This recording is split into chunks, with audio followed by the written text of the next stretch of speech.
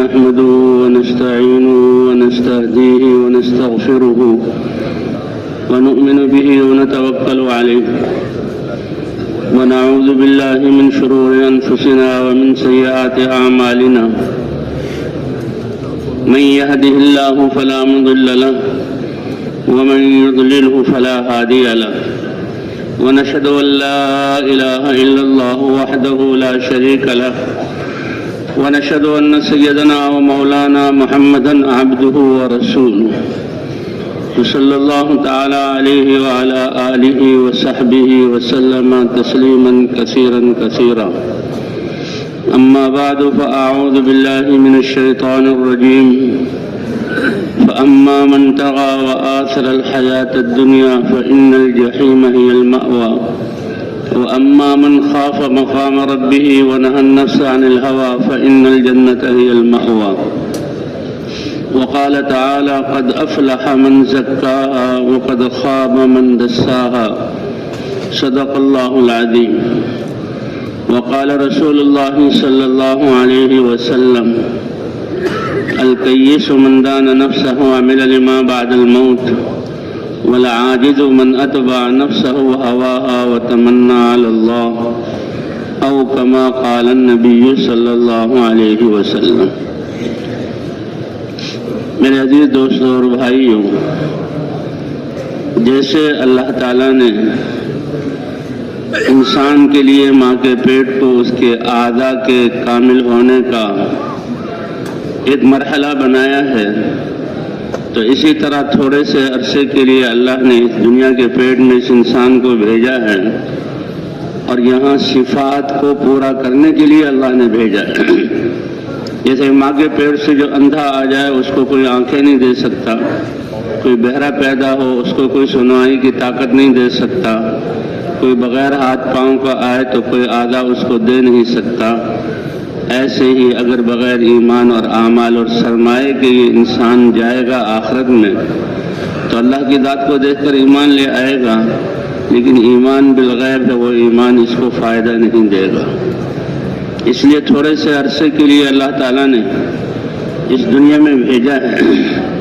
یہ دنیا ایک سفر ہے اور انسان اس میں ایک مسافر ہے، اور یہ دنیا سرائے ہے، گزرگاہ ہے۔ اللہ بھی قرآن میں فرما رہے ہیں کہ دنیا کی زندگی بہت مختصر ہے، اور اللہ کے رسول صلی اللہ علیہ وسلم نے بھی فرمایا کن فی الدنیا کأنک غریب، دنیا میں اس کو وطن بنا کر حقیقی سمجھ کے مت رہنا، بلکہ ایسے رہنا جیسے مسافر ہے۔ وہ انسان تو دھوکے میں ہے جو اس دنیا کو جو ہے اپنا وطن سمجھ لے۔ جس دنیا کو اللہ نے فنا کرنے کے لیے پیدا کیا، یہ انسان اس کو دنیا کو بنانے کے لیے اپنی صلاحیتیں لگائے۔ یہ زندگی اور موت کا سلسلہ اللہ نے دیا ہے۔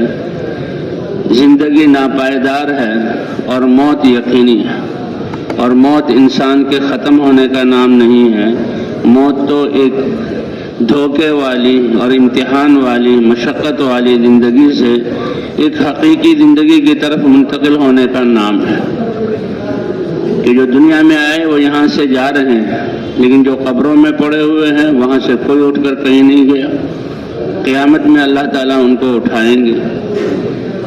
حضرت ابراہیم علیہ السلام نے نمرود کو دعوت دی، اللہ کے نبی تھے اور اللہ کی معرفت والا کلمہ اللہ کی طرف بلانے والے تھے۔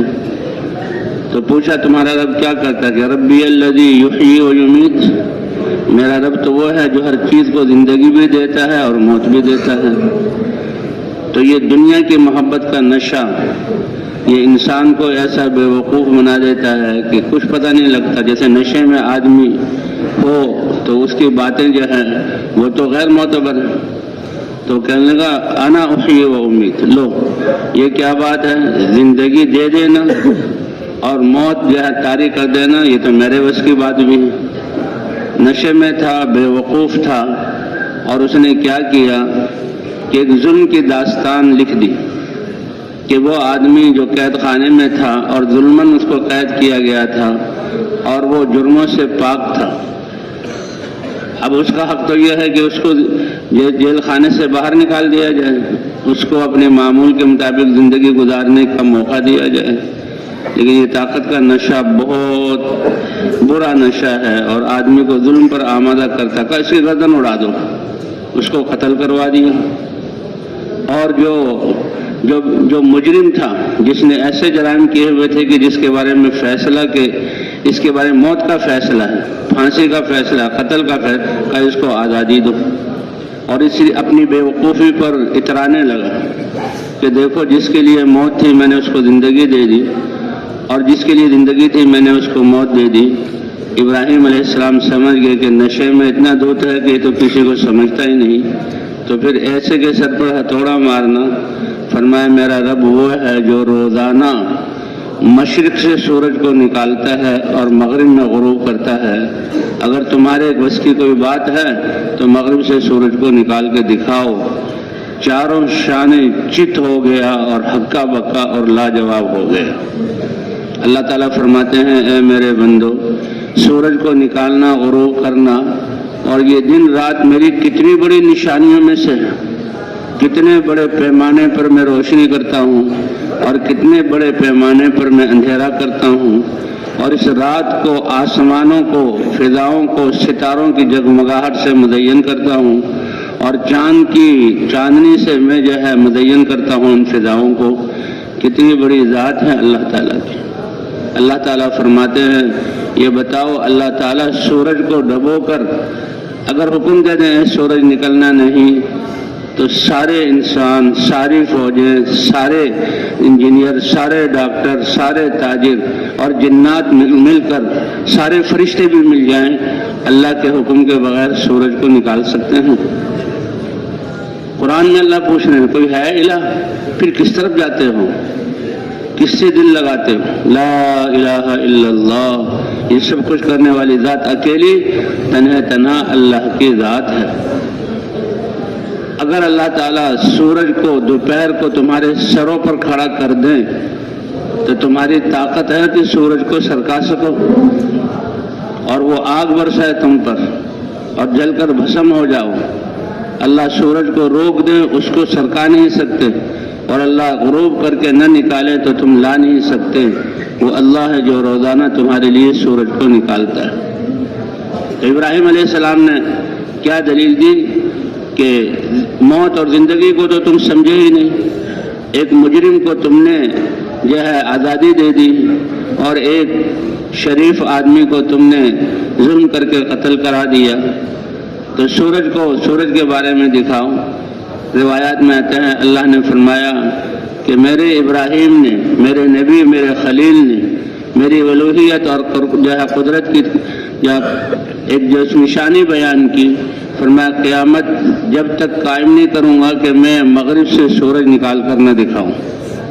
اس لیے کہتے ہیں قیامت کی نشانیوں میں سے ایک نشانی یہ ہے کہ سورج مغرب سے نکلے گا، اور کیونکہ ایمان بالغیب ہے، اللہ کے کلام کو سچا مان کر، حضرت محمد صلی اللہ علیہ وسلم کو اللہ کا رسول مان کر آپ کی بات پر ایمان لانا، اس لیے کہتے ہیں کہ انسان توبہ کر لے اور اللہ سے معافی مانگ لے اور اللہ کے دین کی طرف رجوع کر لے، اس کی توبہ قبول ہے۔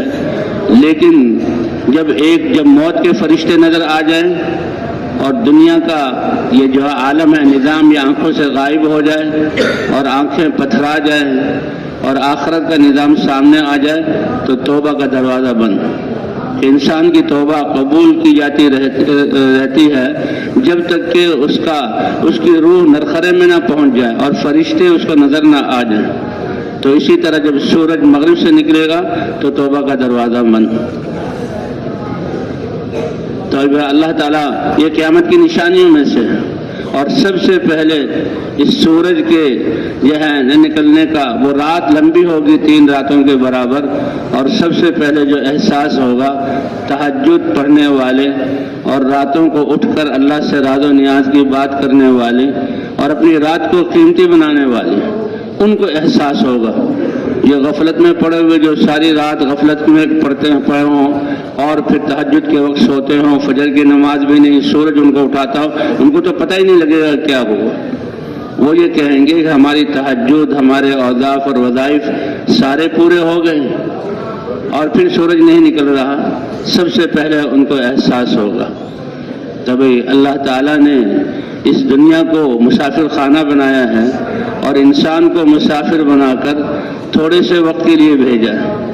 اسی لیے حضور صلی اللہ علیہ وسلم نے فرمایا، کن فی الدنیا کأنک غریب او عابر سبیل، ایسے رہو دنیا میں جیسے ایک اجنبی پردیسی پردیس میں جاتا ہے کسی کام کے لیے، اس کی منزل، اس کا ٹھکانہ، اس کا گھر، اس کے اہل و عیال وہ اس کے سامنے ہوتے ہیں اور وہ واپس آنے کی کوشش کرتا ہے۔ تو کہا جائے تو آدم علیہ السلام کو جنت سے اتارا گیا اور دنیا میں تھوڑی دیر کے لیے بھیجا گیا اور ایک قاعدہ مقرر کر دیا گیا کہ قد افلح من زکاہا، جو اپنے آپ کو بنا کر آئے گا، صفات پوری کر کے لائے گا، سرمایہ لے کر آئے گا، اس کے لیے جنت ہے، اور جو غفلت میں پڑا ہوگا اور تیاری کر کے نہیں آئے گا اس کے لیے جہنم ہے۔ جنت سے اتارا گیا اور جنت کی طرف دوبارہ جو ہے اللہ تعالیٰ بلا رہے ہیں، واللہ یدعو الی دار السلام، اس کے لیے یہ تھوڑی سی زندگی بطور امانت کے اللہ تعالیٰ نے عطا فرمائی۔ اس لیے یہ زندگی ایک سفر ہے اور زندگی کی امانت سب سے قیمتی سرمایہ ہے۔ اسی تھوڑے سے وقت میں آخرت کی تیاری کرنی ہے۔ اسی لیے حضور صلی اللہ علیہ وسلم نے ایک کسوٹی دے دی کہ اپنے آپ کو یہ دیکھنا ہو کہ عقل مند ہوں یا بے وقوفوں کی صف میں۔ اسی طرح قرآن پاک میں بھی بتلا دیا گیا، والذین آمنوا اشد حبا للہ، ایمان والے تو سب سے زیادہ کس سے محبت کرتے ہیں؟ اللہ کی محبت ساری محبتوں پر غالب ہو کر رہتی ہے۔ دوسری چیزوں سے بھی محبت کرنی ہے، ماں باپ کی محبت ہے، بیوی سے محبت ہے، بچوں سے محبت ہے۔ ایک موقع پر ایک عرب سردار آئے حضور صلی اللہ علیہ وسلم کے پاس، اور حضور صلی اللہ علیہ وسلم کے نواسوں یا بچوں میں سے کوئی بچہ آیا، آپ نے اس کو گود میں لیا اور چوما، تو وہ سردار تھا، کہنے لگا کہ آپ بچوں کو چومتے ہیں؟ کہا ہاں، یہ تو اللہ نے ایک رحمت اور محبت دل میں رکھی ہے۔ اس محبت کے تقاضے پر کہا ہم تو اپنے بچوں کو نہیں چومتے، ہوتے ہیں بعض قومیں ایسی کہ بھئی لوگوں کے سامنے اپنے بیٹے کو گود میں نہیں اٹھاتے، چومتے نہیں ہیں، یہ ایک رواج اور ان کی غیرت ہے، لیکن یہ غلط ہے۔ وہ کہ اسی پر فخر کریں، ہم تو اپنے بچوں کو نہیں چومتے، میں سردار ہوں، بچے کو گود میں اٹھاؤں چوموں؟ کہا یہ اللہ کی رحمت ہے، اگر تم سے اللہ نے چھین لی ہے تو میں اس کا کیا کر سکتا ہوں؟ ہاں، کہ اللہ تعالیٰ تو رحم کرنے والے ہیں، الراحمون یرحمہم الرحمن، جو رحم کرنے والے ہوتے ہیں رحمان ان پر رحم کرتا ہے۔ ارحموا من فی الارض یرحمکم من فی السماء، تم زمین والوں پر رحم کرو، اللہ تعالیٰ تم پر رحم کرے گا۔ اس لیے اللہ تعالیٰ نے یہ زندگی بطور امانت کے دی ہے، اور زندگی ایک سفر ہے، اور دنیا مسافر خانہ ہے، اور مسافر خانہ وطن نہیں ہوتا۔ اس لیے عقل مندی کی نشانی کیا بتائی؟ صحابہ کرام نے پوچھا یا رسول اللہ، یہ وقت تو بہت تھوڑا سا وقت ہے، امانت ہے، اور آخرت کی ہمیشہ کی زندگی اور جنت کی نعمتیں انمول نعمتیں ہیں، اس کا کوئی بدل نہیں، اور اللہ کی رضا تو جنت سے بھی زیادہ بڑی چیز ہے۔ تو لوگوں میں سے سب سے زیادہ محتاط، وسائل کم ہوں، مسائل زیادہ ہوں، وقت کم ہے، تیاری زیادہ کرنی ہے، سب سے زیادہ محتاط اور سب سے زیادہ عقل مندی کے ساتھ زندگی گزارنے والا کون ہے؟ ایک بڑا عجیب سوال تھا، اور اللہ کے رسول صلی اللہ علیہ وسلم سے پوچھا، آپ نے فرمایا اکثرہم ذکر للموت اور اکثرہم استعداد لما بعد الموت، جو موت کو ہمیشہ سامنے رکھے کہ بھی میں نے تو جانا ہے۔ جس کے ایک مسافر گاڑی آنے والی ہے، جہاز روانہ ہونے والا ہے اور اپنے گھر میں تیاری کر رہا ہے، تو وہ تو وہاں چلو بھائی کھانا لاؤ اور بستر لاؤ، میں سو جاؤں، میں آرام کر لوں، ان چیزوں میں نہیں لگتا۔ وہ تو دیکھتا ہے وقت بہت کم ہے، میں کیسے گاڑی کو پالوں، میں کیسے ایئرپورٹ پہنچ جاؤں، میں کیسے بس اسٹاپ پر پہنچ جاؤں تاکہ اپنے سفر پہ۔ تو اسی طرح عقل مندی کی نشانی یہ بتائی کہ موت کی سواری آنے والی ہے، اور آخرت کی طرف منتقل ہونا ہے، وہ ہمارا ٹھکانہ ہے۔ اس لیے فرمایا سب سے زیادہ موت کو یاد رکھنے والا اور سب سے زیادہ موت کے بعد والی زندگی کے لیے تیاری کرنے والا، اس کے لیے تھوڑی سی یہ زندگی ہے اور اس کے سرمایے کے لیے اللہ نے اسباب سب کو برابر دیے۔ اگر دنیاوی مال و دولت کو دیکھا جائے، دنیاوی عہدوں کو دیکھا جائے، دنیاوی مادی شکلوں کو اور اسباب کو دیکھا جائے تو کسی کے پاس زیادہ ہیں، کسی کے پاس کم ہے، تو کیونکہ ان پر کامیابی یا ناکامی کا دار و مدار نہیں ہے، یہ تو ایک انتظام ہے کہ جس کو چلانا ہے۔ سب بادشاہ بن جائیں تو نظام کیسے چلے گا؟ کوئی بادشاہ نہ ہو، افراتفری کی زندگی ہو تو کیسے زندگی سکون سے گزرے گی؟ کہ بنی اسرائیل ان کی نافرمانی کی وجہ سے اللہ نے ان کو تتر بتر کیا، پریشان حال کافی عرصہ رہے، تو اللہ کے نبی کے پاس آئے، کہنے گے یہ غیر مرتب اور غیر نظام والی زندگی، پریشان ہے، آپ اللہ سے دعا کیجئے کہ اللہ تعالی ہمارے لیے کوئی بادشاہ مقرر کر دے۔ تو یہ ایک نظام، ایک زندگی اللہ تعالیٰ نے عطا فرمائی۔ حضرات انبیاء کرام اسی لیے آ کر اس کلمہ لا الہ الا اللہ کی دعوت دے کر اللہ کی پہچان کرواتے تھے، اللہ کی وحدانیت کی طرف بلاتے تھے کہ اصل ذات اللہ کی، هو الاول، کائنات میں کچھ بھی نہیں تھا، اللہ ہمیشہ سے ہے، اس کی ابتدا نہیں، هو الآخر، سب کچھ ختم ہو جائے گا لیکن اللہ کی ذات ہمیشہ باقی رہے گی۔ آج جو دنیا میں یہ آج سے 50 سال 100 سال آدم علیہ السلام سے لے کر آج سے 100 سال پہلے تک، 50 سال پہلے تک، یہ جو ابھی چلے گئے، یہ جو پہلے یہاں تھے چلے گئے، اور جو اب موجود ہیں یہ بھی آخر کی طرف منتقل ہو جائیں گے، کیونکہ اللہ نے نظام ایسا بنایا ہے۔ تو بھائیو دوستو، یہ زندگی ایک بہت مختصر ہے لیکن بہت اہم اور قیمتی ہے، بہت اہم اور قیمتی ہے۔ اسی زندگی پر دار و مدار ہے دنیا کی زندگی کے بننے کا بھی اور آخرت کی ہمیشہ کی زندگی کے بننے کا بھی۔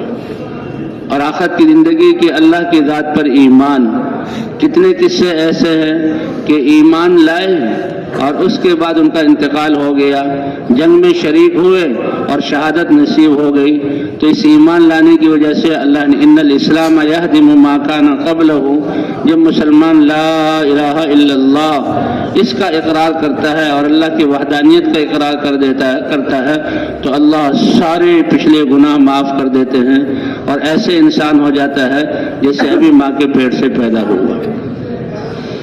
تو یہ کلمہ اتنا اونچا ہے، اسی لیے اللہ تعالیٰ نے حضرات انبیاء کرام کو بھیجا۔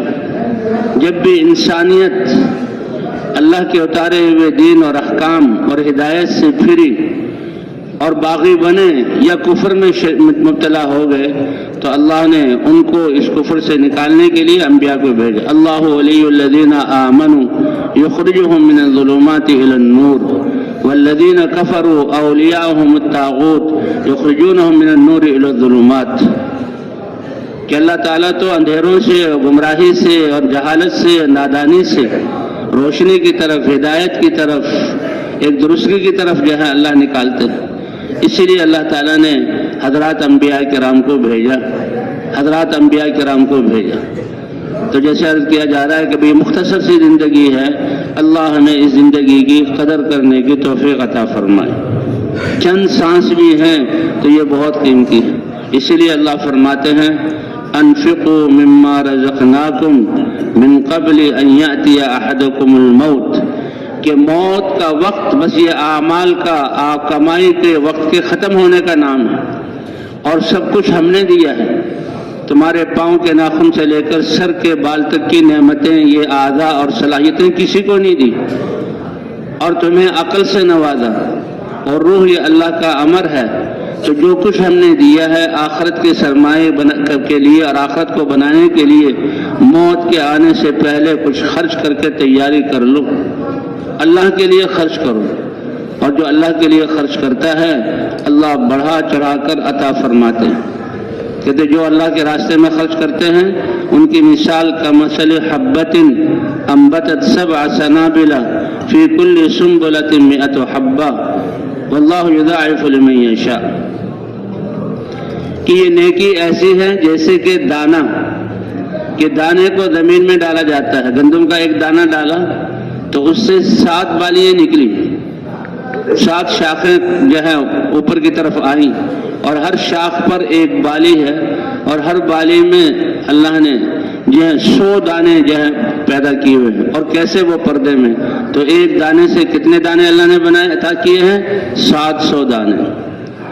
انبت 7 سنابل فی کل سنبلۃ 100 حبہ۔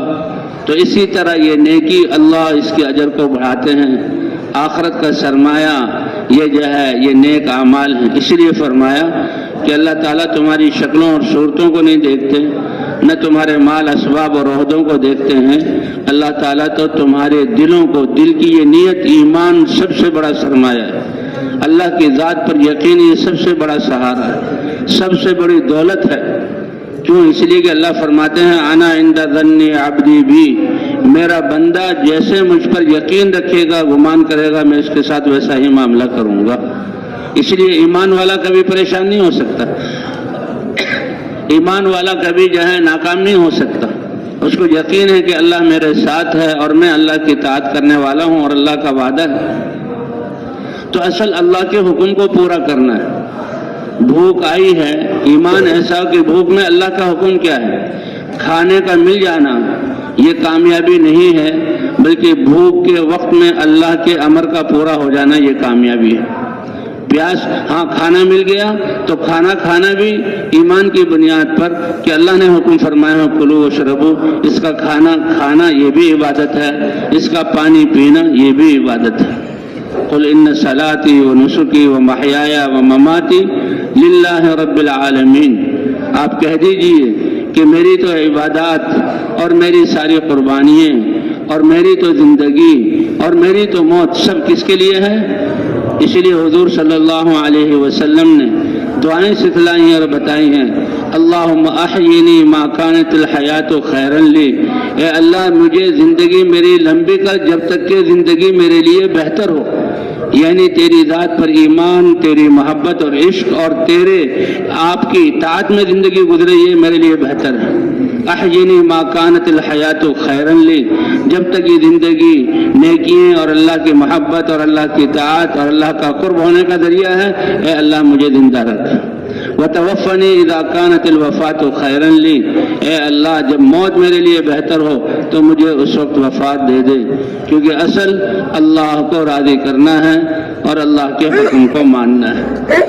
تو اس دنیا کے مسافر خانے میں جیسے مسافر سفر کے لیے سفر میں جاتا ہے اور کوئی سودا سلف یا کسی کام کے لیے جاتا ہے، اس کو پورا کر کے پھر اپنے گھر کی طرف لوٹتا ہے، تو آدم علیہ السلام جنت سے آئے، یہ انسان عالم ارواح سے اللہ کی طرف سے آیا، اس دنیا میں تھوڑے سے عرصے کے لیے آیا اور آخرت کی طرف انہیں لوٹنا ہے۔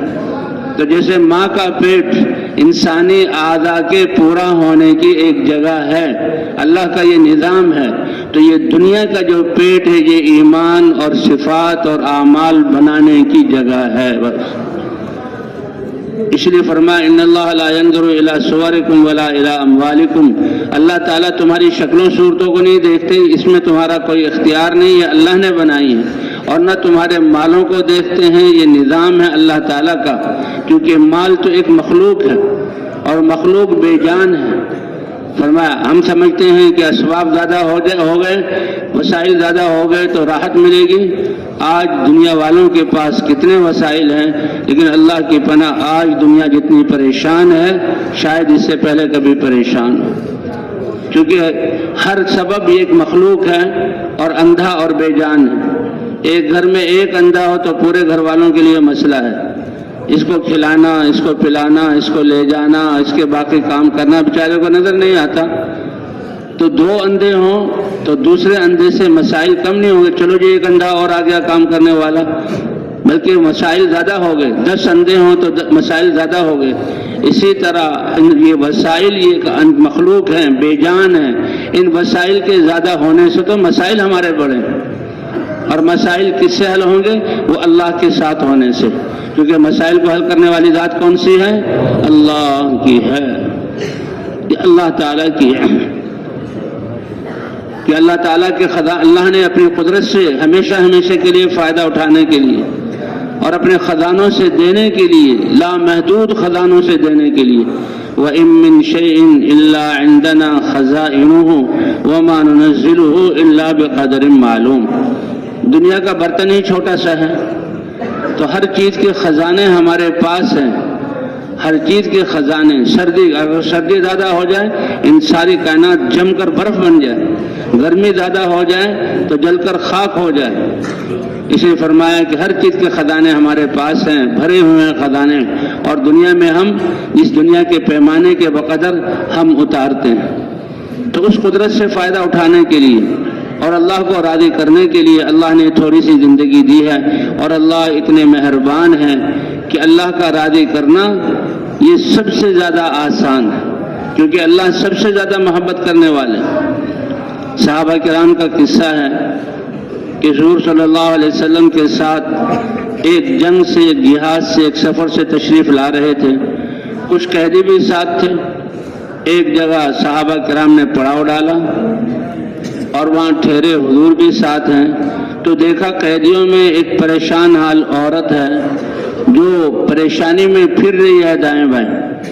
اتنے میں اس کو کسی صحابی کے پاس یا کہیں پر ایک بچہ نظر آیا دودھ پیتا، تو اس کی طرف لپک کر گئی اور بچے کو لے لیا اور ایک طرف جا کر دودھ پلانے لگی۔ یہ سارا منظر یہ بتا رہا تھا کہ یہ ماں ہے اور جنگ اور قیدی ہونے کی وجہ سے یہ بچہ اس سے بچھڑ گیا تھا، اور اس بچے کے لیے کتنی پریشان تھی، اور جب بچہ اس کو ملا تو کیسے سب چیزوں سے بے نیاز ہو کر بچے پر فدا اور اس کو دودھ پلا رہی ہے۔ اللہ کے رسول صلی اللہ علیہ وسلم نے بہت بہترین سوال پوچھا صحابہ سے، اور کیا پوچھا؟ اطارحۃ هذه ولدها فی النار۔ اے میرے صحابہ، یہ ماں جو بچے کو اتنی بے چین تھی بچے کے لیے، اور بچے کے ملنے پر کیسے محبت سے دودھ پلا رہی ہے، کیا یہ اپنے بچے کو آگ میں ڈال سکتی ہے؟ کتنا زبردست سوال ہے۔ اطارحۃ هذه ولدها فی النار۔ صحابہ حیرانگی سے، تعجب سے، اے اللہ کے رسول، یہ ماں یہ تو آگ کی آنچ کو اپنے بچے کے لیے برداشت نہیں کر سکتی کہ جائے کہ جائے اس کو آگ میں ڈال دے۔ فرمایا تو سن لو، اللہ تعالیٰ اپنے بندوں سے اس سے کہیں زیادہ محبت کرنے والے ہیں۔ کہتے 70 ماؤں سے زیادہ محبت کرتے ہیں، یہ پتہ نہیں کیا روایت ہے یا کیا ہے۔ وہ تو اللہ کے ہاں جو رحمت ہے اس کے 100 حصے اللہ نے کیے، اور ایک حصے کو دنیا میں اتار کر سارے ماں باپ، بھائی بہن، رشتہ دار، محبت سے جو نظام چل رہا ہے اس کو تقسیم کر دیا، اور 99 حصے اللہ نے رحمت کے اپنے پاس رکھے ہیں، اور 99 حصوں سے اللہ تعالیٰ ایمان والوں کو قیامت میں نوازیں گے۔ ہاں، اس لیے جو ہے اللہ نے دین بھی رحمت والا دیا، اور انبیاء بھی اپنی قوموں کے ساتھ شفیق تھے، اور اللہ نے ہمیں نبی بھی رحمت للعالمین عطا فرمایا، اور قرآن بھی اللہ نے رحمت اتارا ہے۔ تو یہ دنیا کی زندگی، جیسا شروع میں عرض کیا گیا کہ یہ انسان اس دنیا میں مسافر ہے، اور یہ مسافر خانہ ہے، اور آخرت اس کا ٹھکانہ ہے۔ اس کی تیاری کے لیے اللہ نے یہ تھوڑا سا وقت دیا ہے، اور تیاری کے اسباب سب کو برابر دیے، کیونکہ یہ بادشاہتیں اور یہ وزارتیں اور دنیا کی ذمہ داریں، جائیدادیں، یہ کامیابی یا ناکامی کا دار و مدار اس پر نہیں ہے۔ کامیابی کا دار و مدار دل کے یقین کے ٹھیک ہونے اور اعضاء کے اللہ کے حکم کے مطابق استعمال ہونے کا نام ہے۔ وہ اعضاء سب کو اللہ نے برابر دیے، وہ اعضاء سب کو برابر دیے۔ اسی لیے حضرات انبیاء کرام جب قومیں دین سے ہٹتی تھی، نافرمانی کی طرف جاتی تھی، تو اللہ تعالیٰ نبیوں کو اس اپنی معرفت کا کلمہ لا الہ الا اللہ یہ کلمہ دے کر اپنی قوموں کی طرف، ان کی قوموں کی طرف بھیجتے تھے، اور پھر اللہ علم اتارتے تھے کہ اس کلمے سے اللہ کی معرفت، اور جیسے کہا گیا والذین آمنوا اشد حبا للہ، اور جو اللہ کو پہچان لے تو وہ سب سے زیادہ اللہ ہی سے محبت کرے گا، کہ مجھے عدم سے وجود دینے والے، میرے جسم کی ساری صلاحیتوں کو جہاں عطا کرنے والے اور کمال تک پہنچانے والے اور ساری کائنات کو میری خدمت میں لگانے والے، یہ کون ہیں؟ اکیلے اللہ ہیں۔ انسان کو تو اب اس کے دل کی دھڑکنوں کا کیا حال ہے، اس کے پھیپھڑے کیا کام کر رہے ہیں، اس کے جگر میں کیا ہو رہا ہے، اس کے گردے کیسے صفائی کر رہے ہیں، اس کے مثانے میں کیا ہے، عقل کو دماغ کی رگوں میں جو خون جاری ہے، انسان کو تو پتہ نہیں۔ یہ اکیلے تنہا اللہ نظام 7 ارب انسان، کتنے ارب انسان ہیں اور کتنی مخلوق ہے، کتنی مخلوق ہے۔ ہاں کہتے ہیں فجر کی نماز پڑھی ہے اور عصر کی نماز، یہ 2 نمازیں بڑی قیمتی نماز ہیں، ان کو کہا جاتا ہے وہ نمازیں کہ جن کی گواہی دی جاتی ہے۔ اللہ تعالیٰ نے انسان کے جسم سے صادر ہونے والا عمل ایسا قیمتی ہے کہ باوجود اللہ جانتے ہیں اور اللہ بھولتے نہیں، اللہ کا علم کامل ہے، لیکن اس کے باوجود اللہ تعالیٰ نے ہر انسان پر 2 فرشتے مقرر کیے ہیں جو اس کے اعمال کو لکھتے ہیں۔ کتنا بڑا اہتمام کیا گیا۔ اللہ کہتا ہے قیامت میں بھئی تم نے اعمال کیے، اپنے اعمال، جیسے انسان جو کاروبار کرتا ہے اس کو پیسے دیے جاتے ہیں وہ حساب خود رکھتا ہے، لیکن انسان تو بھول جانے والا ہے، کل کی چیزیں انسان کو یاد نہیں ہیں۔ اس لیے اللہ نے نظام چلایا ہے، اگر 7 ارب انسان ہیں تو 28 ارب اللہ نے فرشتے ان کے اعمال کے لکھنے کے لیے مقرر کیے۔ 14 ارب جو ہیں فرشتے عصر سے لے کر فجر تک، اور 14 ارب فرشتے فجر سے لے کر عصر تک اس کے اعمال کو کتنا یہ دیکھیں کہ انسان کا ہر دیکھنا، انسان کا ہر بول، انسان کا ہر بات کو سننا، اور اس کی ہر سوچ اور ہاتھ کی ہر حرکت اور پاؤں کا ہر قدم اٹھنا، یہ سارے اس کے اعمال ہیں، اور اس عمل اگر وہ اللہ کے حکم کے مطابق ہے اس کی قیمت 7 زمین اور آسمان سے زیادہ ہے، اس کی قیمت 7 زمین اور آسمان سے زیادہ ہے۔ کہ یہ سبحان اللہ کہتا ہے، یہ ترازو کا وہ پلڑا جس میں 7 زمین اور آسمان آ سکتے ہیں، اجر سے یہ سبحان اللہ اس کا بھر دے گا۔ یہ سبحان اللہ تملأ المیزان، الحمدللہ تملأ ما بین السماء والارض، اس کا الحمدللہ کہنا یہ زمین اور آسمان کی فضاؤں کو اجر سے بھر دے گا۔ حضرت سلیمان علیہ السلام نے جب سنا کہ ایک ایمان والا حضرت سلیمان علیہ السلام کے اس تخت کو دیکھ کر، اب ایمان کی نشانی کیا ہے کہ بجائے یہ کہ اس تخت سے حیران یہ کیسا تخت ہے اور یہ کیسے ہوا اڑا کر لے جا رہی ہے، واہ سلیمان آپ کی بادشاہت کیسی ہے، ان سب کی تعریف کے بجائے ایمان والا تو اللہ تک پہنچتا ہے اور اس نے کہا سبحان اللہ، کیا پاک ہے وہ اللہ، وہ ذات کی جس نے سلیمان علیہ السلام کو یہ جو ہے یہ بادشاہت عطا فرمائی۔ اس لیے ایمان والا کھانا کھائے گا تو کہے گا الحمدللہ الذی اطعمنا، ایمان والا پانی پیے گا تو کہے گا الحمدللہ الذی کسانا، ایمان والا کپڑے پہنے گا تو کہے گا الحمدللہ الذی کسانی۔ کہ یہ سب نعمتیں دینے والی ذات کون سی ہے؟ اور اللہ کتنے مہربان ہیں، فرمایا وَإِذْ تَأَذَّنَ رَبُّكُمْ لَئِن شَكَرْتُمْ لَأَزِيدَنَّكُمْ، تم نعمتوں کے ملنے پر شکر ادا کرو گے اللہ ان نعمتوں کو بڑھا دیں گے۔ اللہ بڑے قدردان ہیں۔ اس لیے فرمایا کہ جب انسان اس کے دل میں برائی کا ارادہ ہو اور وہ کہے نہیں بھائی یہ برائی تو اللہ کی نافرمانی ہے، میں اپنے کریم رب کی نافرمانی کیسے کروں، اللہ کے ڈر سے وہ اس گناہ کو چھوڑ دیتا ہے، تو گناہ کو چھوڑنا یہ بھی اس کے لیے ایک نیکی لکھا جاتا ہے۔ اور نیکی کا من ہم بحسنۃ نیکی کا ارادہ خود ایک نیکی ہے، وہ نیکی کا ارادہ کرتا ہے تو ایک نیکی لکھ دی جاتی ہے، اور جب اس نیکی کو کر لیتا ہے تو اللہ کے ہاں اخلاص کے بقدر 10 گنا بدلہ 10 نیکیوں سے جو ہے بات شروع ہوتی ہے، اور اللہ لاکھوں اور کروڑوں گنا اس کو جو ہے اس کی نیکی کو جو ہے بڑھا دیتے ہیں۔ واللہ یضاعف لمن یشاء، اللہ جس کے لیے چاہیں جتنا چاہیں، کیوں؟ اس لیے کہ زندگی بہت تھوڑی سی ہے اور یہاں اعمال بہت کم ہیں، اور آخرت کی زندگی کبھی ختم نہ ہونے والی، اور آخرت کی نعمتیں جنت کی ایک بالش زمین، دنیا کے سارے سونے چاندی ہیرے جواہرات اور دنیا کی ساری معدنیات اور سارا پٹرول اور ساری گیس اور سارے اس کے خزانے، یہ جو ہے ایک بالش زمین کے برابر بھی نہیں ہو سکتے۔ یہ اللہ کا فضل ہے کہ اللہ تعالیٰ نے اس جنت اور اپنی رضا کو یہ انسان کے ایمان اور اعمال کے بدلے اس لیے انسان کا ہر عمل بہت قیمتی ہے. اس لیے فرمایا اللہ تمہاری شکلوں کو نہیں دیکھتے اور نہ تمہارے مالوں کو دیکھتے ہیں، اللہ تعالیٰ تو تمہارے دلوں کو اور تمہارے اعمال کو دیکھتے ہیں. اور اللہ جیسے جسموں کے رب ہیں، جسم مٹی سے بنا ہے تو کیا نظام ہے اللہ تعالیٰ کا کہ کیسے بے رنگ بے ذائقہ اور بے بو جو ہے زمین سے کیسے کیسے اناج، کیسے کیسے غلے، کیسے کیسے پھل اور کیسے کیسے جو ہے وہ پھول اور خوشبوئیں اللہ نکالتے ہیں.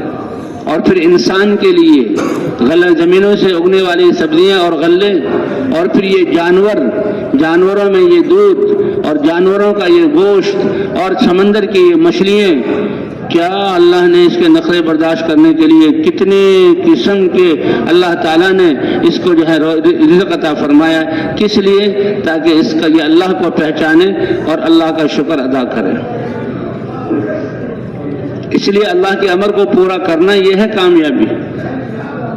حضرت بلال، حضرت خباب، حضرت سمیہ، حضرت عمار، یاسر، یہ جتنے بھی مکے والے تھے، یہ جب ایمان لائے اور ایمان اللہ کو پہچاننا یہ اتنی بڑی روشنی، اتنی بڑی دولت تھی کہ ان کو اپنا جہاں پچھلی اس سے ایمان لانے سے پہلے گمراہی پر ہونا، اس پر اس کو افسوس، اور جو لوگ گمراہی میں ہیں ان کی گمراہی پر ترس اور ان کی گمراہی پر جو ہے غم ان کے دل میں ان کو بیٹھنے نہیں دیتا تھا. پتہ ہے کہ یہ لوگ اپنے پاگل پن اور نادانی کی وجہ سے ہمیں پیٹیں گے تو اس کو برداشت کر رہے ہیں، لیکن یہ جہنم میں جائیں. صحابہ کو یہ برداشت نہیں. حضرت موسیٰ علیہ السلام اور اس کے مقابلے میں فرعون، کتنے آل فرعون میں سے ایسے لوگ تھے جو ایمان لائے اور ایمان کو چھپایا تاکہ فرعون کی سزاؤں سے بچ جائیں. وہ آدمی جس نے موسیٰ علیہ السلام کو بتایا، اے موسیٰ، کل تمہارے مکہ مارنے سے ایک آدمی قتل ہو گیا تھا، بادشاہ فرعون تک یہ بات پہنچ چکی ہے اور تمہارے وارنٹ گرفتاری جاری ہو چکے ہیں، تو وہ ایمان کو چھپائے ہوئے تھے. جو آسیہ بنت مزاحم فرعون کی بیوی تھی، کب تک ایمان کو چھپایا ہوا تھا؟ لیکن ان کا ایمان تو ظاہر ہو گیا، کیونکہ ایمان ایک عشق اور خوشبو ہے کہ عشق اور مشق چھپ جو ہے وہ چھپتے نہیں ہیں. لیکن صحابہ کرام جو ایمان لاتا تھا فوراً اس کے دل میں وہ درد اور غم کہ فوراً ایمان کی دعوت شروع کرتا تھا. اور پھر دوسری بات یہ ہے کہ اس امت کو حضور صلی اللہ علیہ وسلم پر نبوت کا سلسلہ بند ہو گیا. اللہ تعالیٰ نے جب بھی انسانیت فطرت سے ہٹی، اللہ کے دین سے ہٹی، نقصان میں گئی، تو جیسے جسمانی غذا کے لیے اللہ زمین سے غلے اگاتے ہیں اور تازہ اناج اور پھل اور پھول انسان کو عطا کرتے ہیں، اسی طرح روحانی غذاؤں کے لیے اللہ وحی بھیجتے تھے، اور وہی جن ہستیوں پر آتی تھی وہ انبیاء تھے. اور آدم علیہ السلام اور نوح علیہ السلام سے لے کر حضرت محمد صلی اللہ علیہ وسلم تک 1,24,000 انبیاء آئے. جسے غلے اگ رہے ہیں اور غذائیں اور اناج پیدا ہو رہا ہے، تو حضرات انبیاء کرام روح کی غذا اللہ کے دین اور اللہ کے اوامر کی صورت میں ان پر وحی نازل ہوتی اور قوموں کو بتلاتے تھے. اور کیسے ہمدرد اور خیرخواہ، اے میری قوم، اس کلمے کو لے کر تمہارے دلوں سے گمراہی کی سیاہیاں نکال کر اور تمہیں گمراہی کی دلدلوں اور ناکامی سے نکال کر ساری صلاحیتیں لگا دوں گا، ساری عمر خرچ کر دوں گا اور تمہیں علم عطا کروں گا. لا اسألکم علیہ اجرا، اور تم سے کوئی اجر نہیں چاہتا کیونکہ اس کا اجر تم دے ہی نہیں سکتے. ان اجری الا علی اللہ، اس کا اجر تو کون دے گا؟ اللہ دے گا. اور یہی ایمان والوں کی صفت ہے کہ ایمان والے سب کچھ دوسروں کے لیے لگاتے. بے ایمان ہوگا کہے گا دیکھا وہ تو تھوڑا سا احسان نہیں کرے گا کہ احسان جتلائے گا. اور ایمان والے اللہ کیا فرما رہے ہیں؟ وَيُطْعِمُونَ الطَّعَامَ عَلَى حُبِّهِ مِسْكِينًا وَيَتِيمًا وَأَسِيرًا إِنَّمَا نُطْعِمُكُمْ لِوَجْهِ اللَّهِ لَا نُرِيدُ مِنْكُمْ جَزَاءً وَلَا شُكُورًا. ہاں، نیکی کرنا اللہ کے لیے، یہ نہیں کہ تختی لگوا دینا کہ یہ میں نے کنواں کھدوایا ہے اور میں نے نلکا لگوایا ہے اور میں نے یہ سرائے بنوایا ہے اور میں نے یہ کیا ہے. نہیں بھائی نہیں، ایسا کرنا کہ کسی کو پتہ نہ لگے. ہم تو یہ کام اللہ راضی ہو جائے. تو اللہ قرآن میں ذکر کر رہے ہیں کہ کیا انما نطعمکم لوجہ اللہ، او بھوکو، او مسکینوں، او مسافروں، ہم تم کو جو کھانا کھلا رہے ہیں وہ اللہ کے لیے کھلا رہے ہیں، لا نرید منکم جزاء، اس کا کوئی بدلہ تم سے نہیں چاہتے، کیونکہ اس کا بدلہ اتنا بڑا ہے کہ اللہ ہی اپنے رحمت سے اور آخرت کی نعمتوں کے بعد جن صورت میں دیں گے۔ اور تم کلمہ شکر کہہ دو اور یہ کہہ دو تمہارا شکریہ۔ اس لیے کہتے ہیں کسی کے ساتھ نیکی کرنے کے بعد اس بات کا انتظار نہ کرو کہ وہ کہے جی بہت شکریہ، آپ نے بہت اچھی بات کی، اس کو بھی دل سے نکال دیں، ورنہ آدمی کی بھائی میں نے بات کی ہے اور بڑے غور سے سنی ہے تو یہ تو کہہ دے کہ ماشاءاللہ آپ نے اچھی بات کی، ہمیں اس کا انتظار نہ ہو، ہم اس کو نہ چاہیں۔ جس اللہ کے لیے ہم نے بات کی اور جس اللہ کے لیے ہم نے اس کو جو ہے اس کی رہبری کی، وہ اللہ خوب جانتا ہے، وہ اللہ خوب جانتا ہے۔ ایک جگہ جنگ کے بعد مال غنیمت جمع ہو رہا تھا اور محلات سے ریشمی جوڑے اور محلات سے ہیرے جواہرات اور محلات سے کھانے پینے کا ڈھیر لگ رہا تھا۔ اتنے میں ایک شخص آیا اور وہ ایک تھیلی لایا، وہ کسرا فارس کی وہ تھیلی تھی اور اس میں وہ جواہر اور جو ہے یاقوت اور موتی تھے جو اس نے اپنے خاص وقت کے لیے رکھے ہوئے تھے، لیکن وقت نے اس کو مہلت نہیں دی۔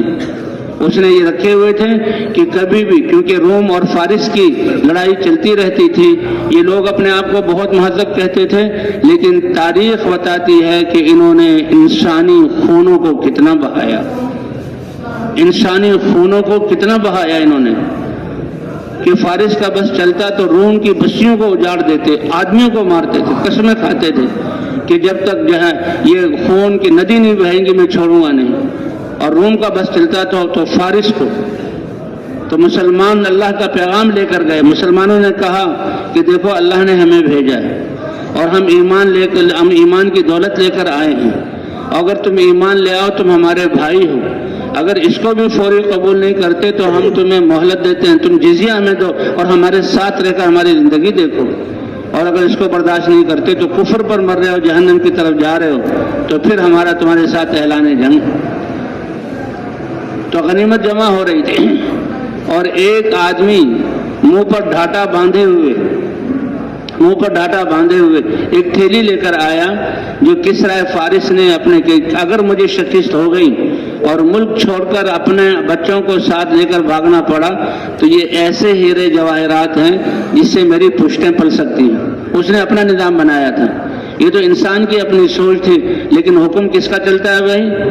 جب صحابہ کرام ایسے اس سطح پر آ گئے کہ جو اللہ کی دی ہوئی جتنی نعمتیں ہیں اس کو جو اس کا حق ہے اور جہاں خرچ کرنا ہے وہ خرچ کریں گے، پھر اللہ نے باطل والوں اور ظالموں کے ہاتھ میں کبھی اللہ کی سنت ہے شروع سے، وعد اللہ الذین آمنوا وعملوا الصالحات ليستخلفنهم فی الارض كما استخلف الذین من قبلهم، کہ اللہ تعالیٰ ان کو خلافت دیں گے کہ جیسے اللہ تعالیٰ رحم کرنے والے ہیں، یہ لوگ رحمت والے، انسانیت پر شفیق، اللہ کا ان سے وعدہ ہے۔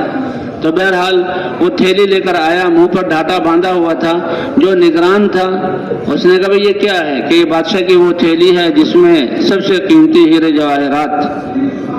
کہا بھائی تم کون ہو جو اتنے امانت والے، اس تھیلی کو لے کر تمہیں محل سے ملی اور تم یہاں لے کر آئے ہو، تم ذرا اپنا چہرہ تو کھولو۔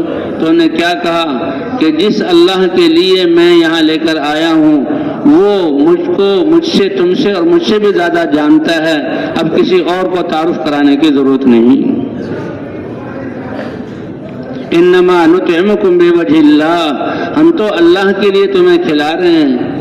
یطعمون، اللہ ذکر کر رہے ہیں، یطعمون الطعام علی حبہ مسکینا و یتیما و اسیرا، اور وہ جو یتیم اور مسکین اور قیدی کو کھانا کھلایا وہ کوئی قورمے نہیں تھے، وہ کوئی پلاؤ کی ڈشیں نہیں تھی، وہ کوئی جو ہے وہ زردے اور میٹھے اقسام نہیں تھے، وہ تو جو گھر میں سوکھی روٹی یا جو ہے جو کوئی تیل اور جو کوئی پنیر تھا وہ کھلا، جو کچھ ان کے پاس تھا۔ اسی پر اللہ نے تعریف کی کہ یہ وہ لوگ ہیں کہ ایک دن یہ کہتے ہیں، حضرت علی اور حضرت فاطمہ کے بارے میں شان نزول بتاتے ہیں، اور صحابہ کے بارے، صحابہ کا عام معمول یہ تھا کہ حضرت فاطمہ، حضرت علی رضی اللہ تعالیٰ عنہ روزے سے اور ان کا روزہ رکھنا کوئی ہماری طرح اتنی جو ہے کیا ہے کہتے ہیں سحری کھانا کے ڈکاریں آتی رہیں؟ وہ تو بچہ تھوڑے سے کھانے پر انہیں افطاری وہ یہ سحری کھائی اور افطار کے لیے تھوڑا سا کھانا موجود تھا، تو آواز دستک ہوئی اور آواز لگی کہ مسکین ہے، اللہ کے لیے دے دو۔ اللہ اکبر۔ حضرت علی نے حضرت فاطمہ سے کہا یہ جو کچھ رکھا ہوا ہے ابھی روزہ افطار میں دیر ہے، یہ سب کچھ اس مسکین کو دے دو اور ہم پانی سے افطار کر لیں گے۔ یہ تھی صحابہ کی شان۔ کھجور ہوگی وہ کھا لیں گے۔ پھر دوسرا موقع آیا، پھر روزہ تھا یا دوسرا ہی دن تھا، پھر روزہ رکھا تھا اور اسی طرح شام افطار کے لیے جو سامنے تھا تو ایک یتیم آ کر یتیم ہوں بھوکا ہوں اللہ کے لیے دے دو۔ حضرت علی نے پھر حضرت فاطمہ سے کہا کہ یہ سب جمع کرو اور اس کو دے دو۔ اور پھر تیسرے دن ایک قیدی آیا کہ قیدی جو ہے میں اپنے وطن جانا چاہتا ہوں، تو وہ دے دیا تو اللہ کو اتنا پسند آیا کہ اللہ نے قرآن کی آیت بنا کر اتار دی اور قیامت تک کے لیے کہ دیکھو جو تمہارے پاس کھانے ہیں اللہ کے لیے کھلاؤ، یتیم کو کھلاؤ، مسکین کو کھلاؤ اور قیدی کو کھلاؤ۔ ایک دفعہ حضور صلی اللہ علیہ وسلم آپ صلی اللہ علیہ وسلم کے پاس مہمان آتے تھے، سب سے پہلے آپ اپنے گھروں سے کھانا منگواتے تھے یا آپ لے کر جاتے تھے، پھر صحابہ پر تقسیم کرتے تھے، صحابہ لے کر جاتے تھے، اپنے گھروں سے کھلاتے تھے اور جو کچھ گھر میں ہے وہ دیتے تھے۔ تو حضرت ابو طلحہ رضی اللہ تعالیٰ عنہ ایک جو ہے جب مہمان تھے، کہا بھئی یہ میرا مہمان کون لے جائے گا؟ وہ اپنے گھر لے گئے اور جب گھر لے گئے گھر والوں سے کہا کہ اللہ کے رسول کا مہمان ہے رات گزارنے کے لیے اور جہاں کھانا پیش کرنے کے لیے۔ وہ کہنے لگے اللہ کے بندے نہ تمہارے لیے کھانا تھا، تم نے بھی رات یہ فاقے سے گزارنی تھی، نہ میرے لیے کھانا تھا، یہ تو چھوٹے چھوٹے بچے ہیں ان کے لیے میں کچھ تیار کر رہی تھی اور یہ بھی بھوک کی وجہ سے رو رہے ہیں، مجھ سے کھانا مانگ رہے ہیں۔ اللہ اکبر۔ کیسے جو ہے اللہ کے دین کے لیے لگانا کہ ان بچوں کو بھوکا بہلا کر سلا دو اور کھانا جو ہے مہمان کے سامنے رکھ دو۔ لیکن مہمان بھی بڑے خوددار ہوتے تھے، اس زمانے میں میزبان ساتھ بیٹھتا تھا اور کھاتا تھا، وہ کھانا ہی اتنا کہ مشکل سے مہمان کا گزارا ہو، اور کیا ترکیب سوچی، بیوی سے کہا کہ تم چراغ کو ٹھیک کرنے کے لیے سانس سے اس کو بڑھا دینا یعنی بجھا دینا اور وہ بجھ جائے گا اور میں منہ سے آواز کھانے کی نکالوں گا تاکہ مہمان کھانا۔ اب یہ عمل تو کتنا سادہ کتنا آسان، لیکن یہ دیکھا جائے کہ جیسے اگر کسی کے پاس اربوں روپے ہوں اور اربوں روپے اس نے دے دیے تو اس نے جو سارا دیا، تو اسی طرح ان کے پاس جو کچھ تھا سارا اللہ تو دیکھیں کتنے میں سے کتنا دیا، جو سامنے موجود ہے یعنی کتنے میں سے کتنا دیا۔ تو کہتے ہیں وہ رات ایسے گزاری، میاں بیوی بھی بھوکے اور بچے بھی، ان کو بہلا کر سلا دیا، لیکن اللہ پر آسمان پر اس کا ڈنکا بجا اور حضور صلی اللہ علیہ وسلم کے پاس مہمان کو لے کر آئے۔ حضور نے پہلے ہی سے مسکرا کر خوشخبری سنائی کہ تم نے رات کو اپنے مہمانوں کے ساتھ جو معاملہ کیا ہے آسمانوں پر اللہ نے فرشتوں پر اس سے فخر فرمایا۔ اللہ کو تمہارا یہ معاملہ اللہ کو پسند آ گیا۔ اس لیے حضرت ابو بکر صدیق رضی اللہ تعالیٰ عنہ غزوہ تبوک کے موقع پر جب وہ اپنا مال لے کر نکلے تو چھوٹی سی پوٹلی تھی۔ حضرت عمر رضی اللہ تعالیٰ عنہ وہ یہ چاہتے تھے کہ کسی وقت میں حضور کے سامنے عمر جو ہے ابو بکر سے بڑھ جائے، لیکن ابو بکر تھے اور عمر تھے۔ حالانکہ عمر کی کیا حیثیت تھی، حضور نے ان کے لیے دعا کی اور حضور کا ارشاد تھا لو کان بعدی نبی لکان عمر، اگر میرے بعد کوئی نبی ہوتا تو وہ عمر ہوتا۔ اور حضور صلی اللہ علیہ وسلم فرمایا اے عمر، جب جنت کی سیریں مجھے کرائی گئی تو میں نے ایک محل دیکھا سفید اور بہت خوبصورت، میں اس کے منظر سے اتنا متاثر ہوا کہ میں نے جبرائیل سے پوچھا اے جبرائیل یہ محل کس کا ہے؟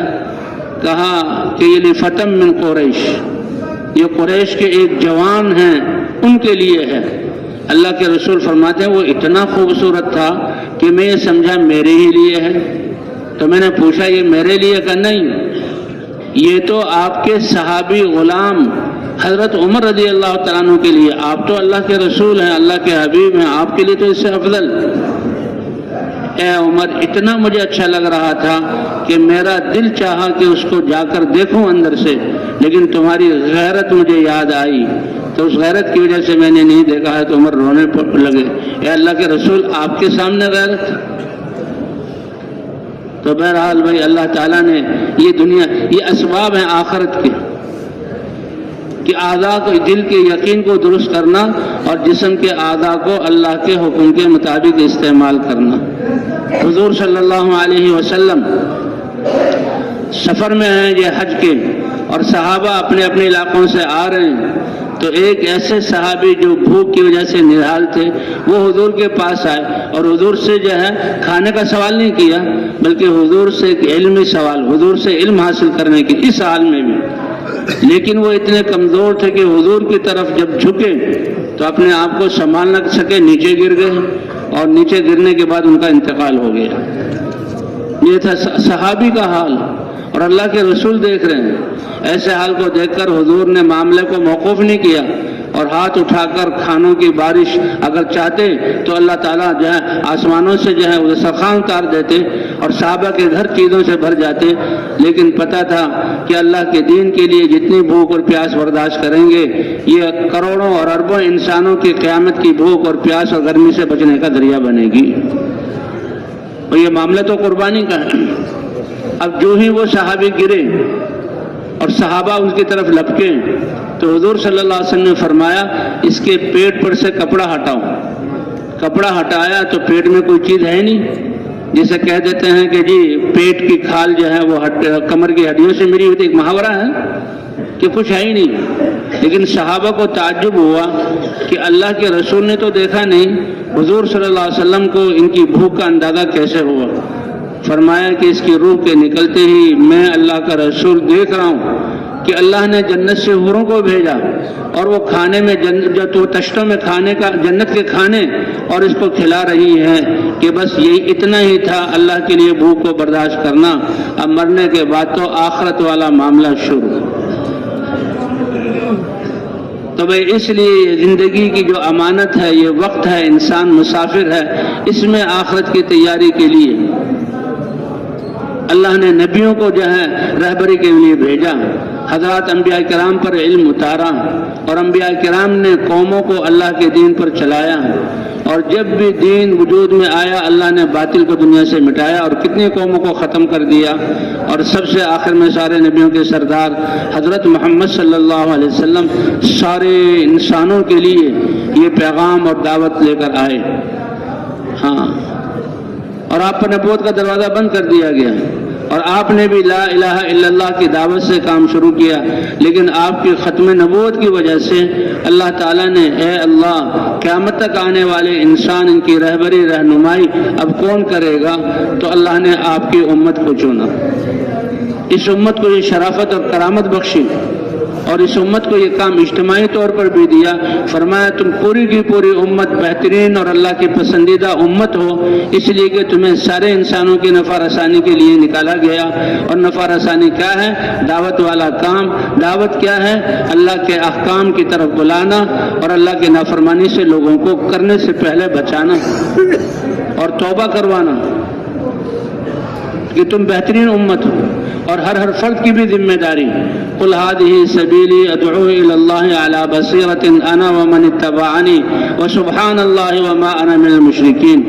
ادھر تو موسیٰ علیہ السلام اپنے بھائی کے لیے اس دعوت والی ذمہ داری، اے اللہ میرے بھائی کو بھی میرے ساتھ اپنا پیغام پہنچانے میں رسول بنا کر بھیج دیجیے۔ ایسی دعا ہے کہ کسی نے دوسرے کے لیے ایسی نہیں کی۔ اللہ نے ان کی دعا کو قبول کیا، لیکن قرآن کے پون صفحے میں اللہ نے اپنے احسانات گنوائے، اور اس امت کو اللہ نے امت ہوتے ہوئے دعوت والے کام کے لیے چنا، اور اللہ اپنے نبی کو حکم فرما رہے ہیں کہ میرا احسان اور میری رحمت میرے بندوں اور ایمان والوں کو بتا دو کہ اے امت محمدیہ تمہارا کام بھی وہی ہے جو حضرت محمد صلی اللہ علیہ وسلم کا ہے۔ اس لیے صحابہ کی سیرت کو دیکھا جائے، ہر ایک دعوت دینے والا، اور بھائی اس کے بعد اللہ نے یہ نماز کی عبادت دی، کیونکہ اللہ نے انسان کو عبادت کے لیے پیدا کیا۔ اب عبادت کیا ہے کہ ہمارا ہر شعبہ اور ہر عمل جو ہے अल्लाह के हुक्म और नबी के तरीक़े के मुताबिक हो। और इंसान ज़राअत का शोबा है, तिजारत का शोबा है, सनात का शोबा है, मुलाजमत का शोबा है, बादशाहत का शोबा है, वजारत का शोबा है, इन सब शोबों में अल्लाह के अहकाम को मानने वाला हो, उसकी इस्तेदाद पैदा करने के लिए अल्लाह ने 5 दफ़ा अपने दरबार में बुलाकर नमाज जैसी इबादत का हुक्म दिया। कैसी इबादत का हुक्म दिया? नमाज जैसी। अल्लाह को तो इस उम्मत से ऐसा ताल्लुक़ है, अल्लाह ने तो 50 नमाजें दी और मूसा अलैहिस्सलाम के पास से गुजरते हुए पूछा क्या 50 नमाजें? कि भाई मैंने ऐसी कौम जिसके लिए मैदान ती में आसमानों से खाना उतरा, पत्थर से चश्मे उबले और समंदर में रास्ते बने और कैसे फिरौन को, दुश्मन को उनके सामने गर्क किया, उनके लिए 2 नमाजें आई, वो उसका भी एहतमाम न कर सके। कितने इनामात बनी इसराइल पर हुए, लेकिन इस उम्मत पर उन सबसे बड़ा एहसान कि अल्लाह ने अपने हबीब हज़रत मोहम्मद सल्लल्लाहु अलैहि वसल्लम को हमारे लिए रसूल और नबी बनाकर भेजा। ये सबसे बड़ा एहसान। और अल्लाह ने अपना दीन मरहमत फरमाया और दीन मरहमत फरमाकर अल्लाह ने नबियों वाली मेहनत अता फरमाई। तो मूसा अलैहिस्सलाम कह रहे हैं कम करवा लें। 9 दफ़ा अल्लाह के दरबार में वापसी हुई, हर दफ़ा में 5 नमाजें कम हुई, 5 नमाजें रह गई। तो इस पर भी मूसा अलैहिस्सलाम ने फरमाया कि और कम करवा लो। अल्लाह के रसूल ने कहा कि मुझे शर्म आती है भाई, यानी हुजूर सल्लल्लाहु अलैहि वसल्लम, अल्लाहु अकबर, कि 5 नमाजें भी मेरी उम्मत ना पढ़े, लेकिन 5 नमाजें लेकर आए। पीछे से निदा आई, अल्लाह की तरफ से आवाज़ आई, ए मोहम्मद, तुम्हारी उम्मत 5 नमाजें पढ़ेंगी और मैं उनको 50 नमाजों का सवाब अता फरमाऊंगा। 50 नमाजों का सवाब अता फरमाऊंगा। ये 5 दफ़ा मशक कराई जा रही है कि कैसे अपने आदा को अल्लाह के हुक्म का पाबंद। इसलिए कहते हैं कि हम अपने बच्चों की तरबियत और सारे शोबों से खराबी निकालना चाहते हैं। जैसे दावत के ज़रिए अल्लाह की मारिफत का नूर और ईमान को कमाल तक पहुंचाने की कोशिश करनी है, ऐसी नमाजों को बनाना है जिसकी नमाज बन गई अल्लाह उसकी ज़िंदगी भी बना देंगे। क्योंकि कुरान पाक में है, एक तो वस्ताईनो बिस्सब्र वस्सलाह, अल्लाह की मदद चाहते हो तो अल्लाह के दीन पर जमो, नागवारियों पर सब्र करो और नमाजों पर आ जाओ, तो इससे अल्लाह की मदद उतरेगी। गालिबन हज़रत अबू हुरैरा हैं, लेटे हुए थे, ए बुरा उठो, कि या रसूलल्लाह मैं बीमार हूँ। कहा उठो नमाज पढ़ो, नमाज में अल्लाह ने शिफा रखी है, नमाज में अल्लाह ने शिफा रखी है। तो ईमान के बाद ये नमाज जैसा, इसलिए फरमाया मन फाततहु सलातुन फकअन्नमा वुतिरा अहलुहु व मालुहु। एक नमाज फोत हो जाए तो उसका इतना नुकसान होगा कि जैसे बच्चे, बीवी और माँ बाप और बना बनाया घर और कारोबार हलाक हो गया हो और अकेला आदमी रह गया हो, उसका उतना नुकसान है जितना एक नमाज के चले जाने का नुकसान है।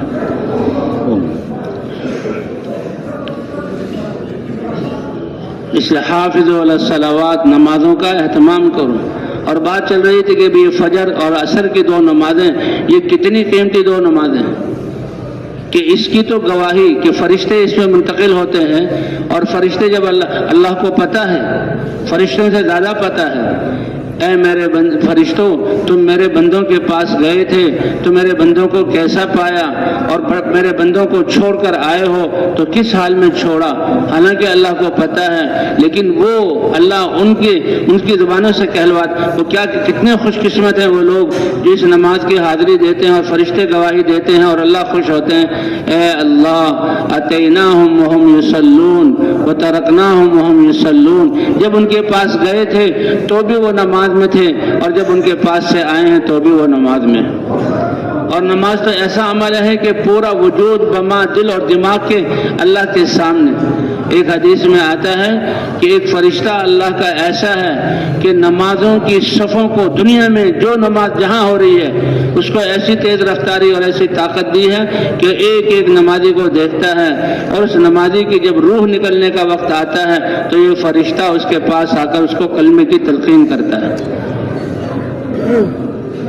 एक दफ़ा मौलाना इलियास साहब रहमतुल्लाह अलैह निज़ामुद्दीन के हज़रात ने बताया کہ میں نے ریاض صاحب رحمۃ اللہ علیہ فجر کی نماز پڑھائی، فجر کی نماز کے بعد لوگوں کی طرف متوجہ ہوئے اور لوگ کہنے لگے بھائیو تم اپنے اپنے گھروں سے آئے ہو، اپنے اپنے محلوں گلیوں میں سے آئے ہو اور فجر کی نماز ادا کی ہے، لیکن اس پر مطمئن نہ ہو جاؤ، تمہارا اپنی نمازوں کو ادا کرنا وہ جو تمہارے گھروں میں اور تمہارے محلے میں اور تمہاری بستیوں میں نماز نہ پڑھ کر جو اللہ کو ناراض کیا ہے اور نماز نہ پڑھ کر جس نقصان میں گئے ہیں ان کی ذمہ داری سے تم سبق دوش نہیں ہو۔ کیا کسی کو آگ میں جاتے ہوئے دیکھ کر تم برداشت کر سکو گے؟ کنویں میں گرتے ہوئے دیکھ کر تم برداشت کر سکو گے؟ انسان تو انسان جانور کے نقصان کو برداشت نہیں کر سکتے، تو یہ انسانیت اور امت کی امت اور انسانوں کے جو ہے سمندر کے سمندر جہنم کی طرف جا رہے ہیں، تو یہ کیسے برداشت ہوگا؟ اسے کہتے تبلیغ تو ایک غم ہے اور ایک درد ہے دین کے مٹنے کا اور انسانوں کی نقصان میں جانے کا، اس کی وجہ سے انسان کو بے چینی لگ جائے۔ اسی لیے حضور صلی اللہ علیہ وسلم کے بارے میں آتا ہے کان دائم الفکرۃ متواصل الاحزان یرا غادیا ورائحا، کہ حضور صلی اللہ علیہ وسلم ہمیشہ فکر مند رہتے تھے اور مسلسل غمگین رہتے تھے۔ کیسے آپ کو چین آئے؟ کیونکہ اللہ نے جہنم کی جہاں حالات دکھلائے اور جنت کی سیریں کروائی، اور پھر آپ دنیا میں تشریف لائے، یہاں معراج سے یہاں پر تشریف لائے اور حالات بتائے۔ اے ایمان والو قو انفسکم و اہلیکم نارا، تم اپنی جانوں کو اور اپنے گھر والوں کو آگ سے بچاؤ، وقودها الناس والحجارہ، کہ وہاں جو آگ میں جہنم کا ایندھن ہوگا وہ آگ کو پکڑنے والا پتھر اور انسانوں کی جانیں ہوں گی جو اس کا ایندھن ہوگا۔ اللہ ہم سب کی حفاظت فرمائے۔ تو یہ ذمہ داری بڑی ہے، اس لیے فرمایا ارحموا من فی الارض، تم زمین والوں پر رحم کرو اور اللہ جو رب العالمین ہے تم پر رحم کرے گا۔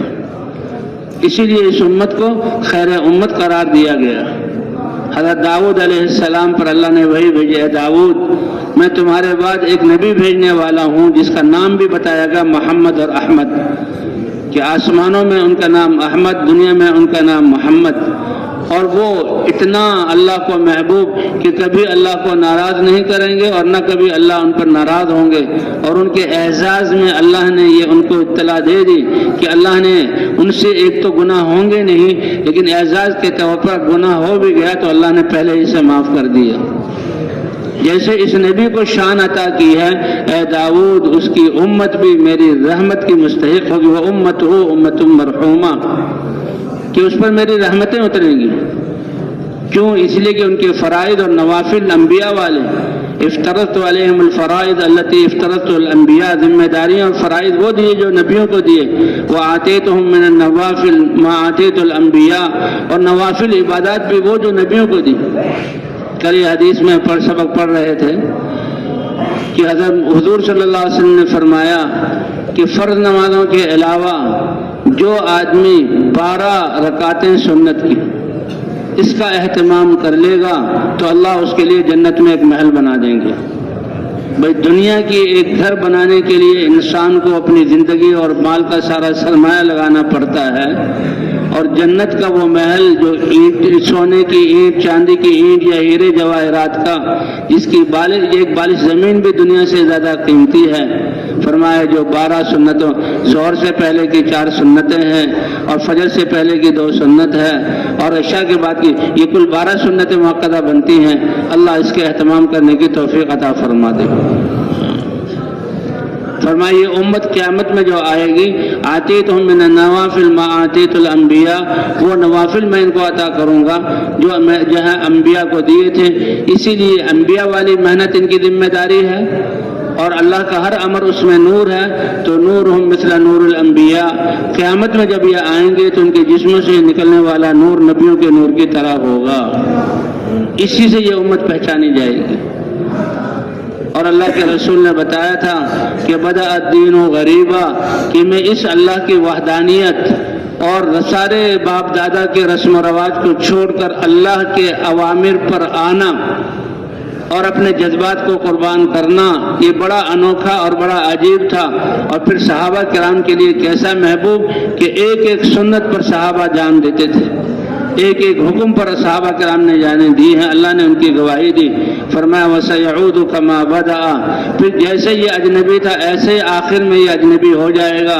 فَطُوبَى لِلْغُرَبَاء، پہلے تو اللہ نبیوں کو بھیجتے تھے اور صحابہ کرام سے اللہ نے یہ کام لیا، اللہ اپنے حکم اور فضل سے پھر ایسے لوگوں کو تیار کریں گے کہ وہ پردیسی بن کر دنیا میں پھریں گے، اپنے گھروں کو چھوڑیں گے، اپنے کاروباروں کو چھوڑیں گے اور اپنے بیوی بچوں کو چھوڑیں گے، اللہ کے دین کے مٹنے کے غم۔ اس لیے کہتے ہیں تبلیغ یہ تو ایک غم ہے، یہ ایک درد ہے جو ہمارے دل میں پیدا ہو جائے۔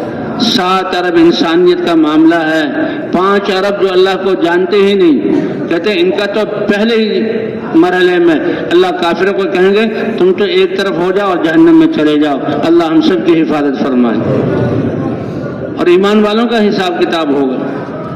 ایمان کتنی بڑی دولت ہے کہ ایمان کی وجہ سے مسلمان کے زبان کے بول اور ہر دیکھنا ہر سننا اس کی قیمت کی دنیا اس کے پاسنگ میں بھی نہیں آ سکتی۔ اسی لیے سلیمان علیہ السلام نے فرمایا تھا کہ ایمان والے کا ایک دفعہ سبحان اللہ کہنا، داؤد علیہ السلام اور ان کے خاندان میں جب تک یہ حکومت چلی، اور سلیمان علیہ السلام کو تو اللہ نے پوری دنیا کی حکومت دی تھی، ہوا پر بھی حکومت دی اور پرندوں کی بولی بھی سکھلائی اور جنات کے بھی وہ بادشاہ تھے، تو مسلمان کا سبحان اللہ کہنا اس سے زیادہ قیمتی ہے۔ کہ آج جو ہیں 50 سال پہلے 100 سال پہلے سے کسی کا نام و نشان، کوئی اور تھے، اور 50 سال بعد 100 سال بعد ان میں سے کوئی نہیں رہے گا، سب نے آخرت کی طرف جانا ہے۔ تو جیسے شروع میں عرض کیا گیا کہ یہ زندگی ایک سفر ہے اور ایک امانت ہے، اور دنیا سرائے ہے، اس کو وطن نہیں بنانا، اصل ٹھکانہ اللہ نے آخرت بنایا ہے، اور آخرت کے سرمایے کے لیے زندگی اللہ نے امانت دی ہے، اس لیے ایک ایک سانس اس کا بہت قیمتی ہے، اور سب سے قیمتی اس وقت کو جو بنایا جا سکتا ہے حضور والی محنت اور حضور والے غم اور دین سے۔ اس لیے فرمایا خیر القرون قرنی، یہ جو زمانہ کا وقت ہے یہ ایک برتن سب سے بہترین زمانہ وہ ہے کہ جس میں حضور صلی اللہ علیہ وسلم خود اور صحابہ کی جماعت اور حضور کی محنت اور اس محنت کے اعمال وہ سب سے بہترین زمانہ ہے۔ اس لیے مولانا صاحب رحمۃ اللہ علیہ فرماتے تھے کہ جس زمانے کو بھی ہم نے بہترین بنانا ہو، حضور والے محنت اور غم اور اعمال کو پر امت کو کھڑا کر دو، اللہ تعالیٰ اس کو بہترین بنا دیں گے۔ تو حضور کی محنت کے اعمال کیا تھے کہ ہر صحابی داعی تھا، مرد ہو یا عورت ہو، غلام ہو یا آزاد، اور دعوت میں مخلوق سے اللہ کی طرف بلانا اور اسباب سے اعمال کی طرف بلانا اور دنیا سے آخرت کی طرف بلانا۔ جو بھائی اس کی دعوت دیں گے انشاءاللہ، اسی کے لیے نکلے ہوئے ہیں نا انشاءاللہ۔ اور اللہ فرماتے ہیں یہ دعوت دینے والے سے کائنات میں کس کی آواز زیادہ خوبصورت ہو سکتی ہے؟ وَمَنْ أَحْسَنُ قَوْلًا مِّمَّنْ دَعَا إِلَى اللَّهِ، سب سے اونچا کام اللہ کا تعارف کرانے والا۔ لوگوں اللہ کی ذات پر ایمان لے آؤ، اللہ کو اپنا معبود مان لو، اللہ سب کچھ کرنے والے ہیں، اللہ کی طرف لوٹ کر جانا ہے، اور اللہ کے احکام کی طرف بلانا یہ بھی اللہ کی طرف بلانا ہے، آخرت کی طرف بلانا یہ بھی اللہ کی طرف بلانا ہے۔ کہ جو اللہ کی طرف بلا رہا ہو اس سے اچھی آواز کسی ہو سکتی ہے؟ اس کا جواب ہے اللہ، اس سے اچھی آواز کسی کی نہیں۔ فرمایا کہ جب آخر میں دین میں کمی آئے گی تو کچھ لوگ اپنے آپ کو پردیسی بنائیں گے اور وہ جو ہے پھریں گے، تو ان کے لیے خوشخبری ہو اور مبارکباد ہو۔ فرمایا جس نے مجھے دیکھا اور مجھ پر ایمان لایا اس کے لیے توبہ کی خوشخبری ایک دفعہ دی، اور فرمایا جس نے مجھے نہیں دیکھا اور مجھ پر ایمان لایا اللہ کا رسول توبہ کی خوشخبری 7 دفعہ اس کو دے رہا ہے۔ توبہ ثم توبہ ثم توبہ ثم توبہ ثم توبہ 7 دفعہ کہ جب مجھے دیکھا نہیں اور مجھ پر ایمان لایا۔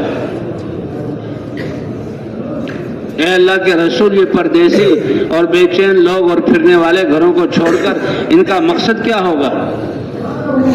ان کا مقصد دین میں جو کمی اور بگاڑ آیا اس کے لیے بے چین ہو کر اس کو یہ پورا کر۔ حضرت ابوبکر صدیق جیسی ہستی، کیا دین میں اتنی کمی آ جائے کہ ایک آدمی حضور کے زمانے میں اونٹ کے ساتھ اس کی نکیل بھی دیتا تھا، گھوڑے کے ساتھ جو ہے کسی جانور کے ساتھ اس کی رسی بھی دیتا تھا۔ آج اگر اس نکیل کو اور اس اقال کو روک لے تو ابو بکر اپنی جان اس کے لیے بھی دے دے گا، اتنی کمی بھی برداشت نہیں۔ تو بھئی آج تو دیکھ رہے ہیں دین کا کیا حال ہے۔ تو اللہ تعالی ہمیں جو ہے اپنی زندگی اس کے لیے لگانے کی توفیق عطا فرمائے۔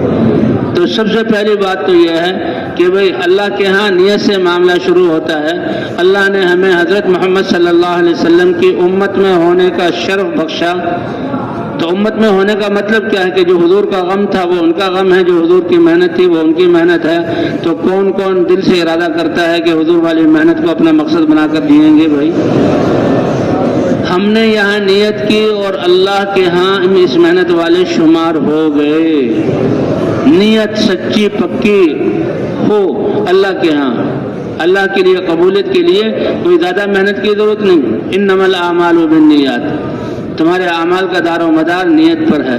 اور فرمایا جو نیت کر لے گا اور سچا ہوگا تو اللہ اس کی تربیت فرمائیں گے۔ اللہ جیسے نبیوں کی تربیت، اب ابراہیم علیہ السلام آذر بت صنمگر کے گھر میں پیدا ہوئے، جو بتوں کو ابراہیم کو بھی کہتا ہے بت بیچ کر آؤ، ابا جان یہ بت تو بے جان ہے، کہا دیکھو میرے بتوں کو برا بھلا نہ کہو، اتنے پیارے اتنے عظیم وہ بیٹے، کہا تمہیں میں سنسار پتھر مار مار کر تمہیں ختم کر دوں گا۔ باپ ایسا تھا۔ تو ابراہیم علیہ السلام کو خلیل اللہ کس نے بنایا؟ اس عرب کے قریش میں جو اتنے زیادہ گرے ہوئے تھے اس میں حضور صلی اللہ علیہ وسلم کی تربیت کس نے کی؟ تو بھائی تربیت کون کرے گا؟ اس لیے عیسیٰ علیہ السلام کو اللہ تعالیٰ نے وہی بھیجی کہ تمہارے بعد ایک امت آئے گی، وہ ایسے ایمان والی ہوگی کہ ہر نعمت کے ملنے پر شکر ادا کریں گے اور ہر تکلیف پر وہ صبر کریں گے، اور ان کے پاس اپنا علم بھی نہیں ہوگا، اپنا حلم بھی نہیں ہوگا۔ عیسیٰ علیہ السلام حیران رہ گئے کہ یہ کیا اللہ کا نظام تھا۔ اللہ نے کیا فرمایا کہ اپنے علم میں سے میں ان کو علم دوں گا اور اپنے حلم میں سے میں حلم دوں گا۔ یہ کیا کروں، مجھے تو کچھ آتا نہیں، میری زبان تو چلتی نہیں۔ او بھائی تم اپنے آپ کو پیش کر دو اور تم لگ جاؤ، اور جو صلاحیت ہے اس کو لگاؤ، اس کے بقدر اللہ دیں گے۔ اللہ یہ نہیں دیکھتے کتنا دیا، کتنے میں سے کتنا دیا۔ اس لیے وہ جو حضرت ابوبکر اور حضرت عمر کا واقعہ ہے کہ حضرت عمر چاہتے تھے کہ کبھی تو میں حضرت ابوبکر سے آگے بڑھ جاؤں۔ تو تبوک کے موقع پر جب انہوں نے دیکھا کہ حضرت ابوبکر تو چھوٹی سی پوٹلی ہاتھ میں لیے آ رہے ہیں اور حضرت عمر نے ایک بڑا گٹھر اٹھایا ہوا ہے، تو عمر دل ہی دل میں خوش ہو گئے کہ آج جو ہے حضور دیکھیں گے کہ ابوبکر تو بہت تھوڑا سا لائے اور عمر تو بہت زیادہ لایا۔ آج شاید عمر کے بارے میں فیصلہ ہو کہ آج عمر ابوبکر سے بڑھ گیا، لیکن کیا ابوبکر کی طلب تھی اور کیا آپ کی ابوبکر کی محبت تھی اور کیا لگانے کا جذبہ تھا۔ حضور صلی اللہ علیہ وسلم نے یہ نہیں پوچھا کہ ابوبکر کتنا لائے ہو، حضور نے پوچھا اے ابوبکر گھر میں بھی کچھ چھوڑا ہے؟ کہا جب دیکھا یہ حضور سمجھ گئے کہ یہ سب کچھ لے آئے، گھر میں بھی کچھ چھوڑا ہے، کہا اللہ اور اللہ کے رسول کا نام چھوڑا ہے۔ بس حضرت عمر سمجھ گئے اے عمر تم ابوبکر سے آگے نہیں بڑھ سکتے۔ اے عمر تم کتنا لائے؟ اے اللہ کے رسول میرے پاس تو سامان بہت زیادہ، سارا میں نے جمع کیا، میں نے آدھا کا آدھا کر دیا، ہر چیز کو آدھا آدھا آدھا لے آیا ہوں آدھا۔ ابوبکر پورا لایا اور عمر جو ہے آدھا لایا۔ فرمایا اللہ کی طرف سے دین اور جنت کے درجات بھی جیسے تمہارے بولوں میں فرق ہے، اللہ کی دین میں بھی جس نے پورا دیا اللہ اس کو پورا دیں گے۔ حالانکہ حضرت عمر رضی اللہ تعالیٰ عنہ معمولی شخصیت ہستی نہیں ہے۔ تو اس لیے اب زندگی تو ہماری وہ ہے جو ہم نے پیچھے گزاری، اور وہ گزاری گھر بنانے میں، وہ گزاری ملازمتوں کے لینے میں، وہ گزاری اچھے کپڑے بنانے میں، وہ جو کچھ ہمارے لیے لکھا ہوا تھا اور وہ پہنچنا تھا، ہماری کوشش کا اس میں کوئی دخل نہیں، اس کے لیے ہم نے اپنے سرمایہ کو لگایا، اور جس پہ نہیں لگانا تھا اور جس پہ لگانا تھا اس پہ نہیں لگایا۔ اس لیے اللہ سے معافی مانگنا اور توبہ کرنا، کرتے ہیں بھائی توبہ سب انشاءاللہ۔ اور اللہ کا شکر ہے ابھی سانس کی نعمت ابھی باقی ہے، اور کتنے باقی ہیں کوئی پتہ نہیں، کتنے باقی۔ جیسے ابھی نماز جنازہ پڑھی، باہر کے آئے ہوئے مہمان تھے، تھوڑے سے بیمار ہوئے، اللہ کے پاس پہنچ گئے۔ ہاں موت کے لیے بیماری ضروری نہیں ہے اور ایکسیڈنٹ ضروری نہیں ہے، وہ تو وقت جب آ گیا، صحت مند اور جوان یا بڑھاپا ضروری نہیں ہے، اللہ کی طرف سب نے جانا ہے۔ تو بھائی باقی زندگی کتنی ہے یہ اللہ کو پتہ ہے، لیکن نیت کر لیں گے تو اللہ کے ہاں اس محنت والے شمار ہو جائیں گے۔ بھائی جب ہم نے اس محنت کو اپنی زندگی کا مقصد بنایا، حتیٰ کہ گھروں میں عورتیں، اس امت کی عورتیں، حضور صلی اللہ علیہ وسلم کی امت کے افراد، ان کی ذمہ داری بھی اس دین کی محنت، اور ہمارے بچوں کی ذمہ داری بھی، اس لیے گھروں میں بھی یہ اعمال کرنا، اور اللہ تعالیٰ جو نسلیں اور بچے عطا فرمائے کتنی بڑی نعمت ہے، ان کی تربیت بھی اس کے مطابق کریں گے انشاءاللہ۔ تو بھائی اس مجمع میں سے ایسے ساتھی جن کے پہلے 4 مہینے نہیں لگے، وہ تو کھڑے ہو کر اپنے آپ کو 4 مہینے کے لیے پیش کریں۔ تو کون کون تیار ہے بھائی؟ اور جو کھڑا ہو ذرا کھڑا رہے، جو کھڑا ہو وہ کھڑا رہے۔ اے اللہ بقیہ زندگی تیرے نبی والی محنت کو کرتے ہوئے گزرے گی، اللہ اسی کے مطابق ہمیں قبول کریں گے، اسی کے مطابق تربیت فرمائیں گے ماشاءاللہ۔ بھائی جس کی دل میں نیت، فوراً کھڑے ہو کر اللہ کے سامنے پیش کر دیں، تاکہ اللہ تعالیٰ ہمیں قبول فرما کر ہماری تربیت کریں۔ جو بیٹھے ہوئے ہیں انشاءاللہ ان کے 4 مہینے لگے ہوئے ہیں، لیکن یہ بھی اپنے آپ کو اگلے میدان کے لیے کہ ہر سال 4 ماہ ہمارے نقل و حرکت میں ہوں گے اور 8 ماہ اپنے مقام پر محنت فرمائیں بھائی اس کے لیے، فرمائیں بھائی اس کے لیے، فرمائیں بھائی اس کے لیے ماشاءاللہ ماشاءاللہ۔